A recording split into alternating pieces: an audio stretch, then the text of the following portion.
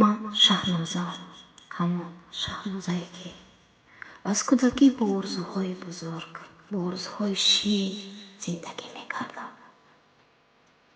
همان شهنازه‌ای که زندگی رو با چشمای کوچک خودم میدیدم و فکر میکردم که زندگی کردن آسان است. اما به اوی رسیدم دیدم که زندگی خیلی مشکل است. زندگی با این شهنازه کوچک ضربه سختی زد که قامت او را شکست، قلبم را پاره پاره کرد. آرزوهای زیادی داشتم، اما زندگیم را نگاه میکردم و سردی ها در دلم پیدا میشد. اما باز هم تسلیم زندگی بی‌رحم نشدم.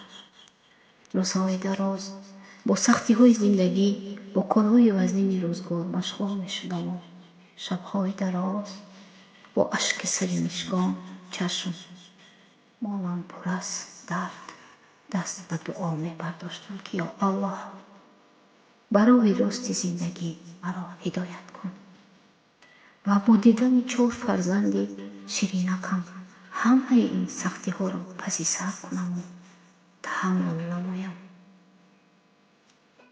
اما در قلبم چراغ فروزان بود که گویا میگفت شهنازه تو میتوانی همون روشنی رو دوباره پس زندگی تو را وادار سازد. شهنازه به همه این سختی ها، به همه این کمبودی ها صبر کرد. نه برای خودم بلکه برای 4 دستوریه که بی خانه و در نمانند و در بدر مردمی بی درد نشوند. زندگیم را برای فرزندانم فدا کردم. اما نمیدونستم که یک دیگین بی بهایم بالاخره یک روز الله مهربان دروازه رحمتش را برای من باز میکند. برای من تمام نعمت ها را خداوند داد. نعمت هایی که اگر در خواب نازم میدیدم باور نمیکردم، ولی همه این نعمت ها را به دست آوردم. اما آن بدی ها، آن کینه‌گیری های شخصانی که در حق من بدی کردند، نامردی های شخصانی که من همچون شخصیت نشناختند، در دل من باقی ماند.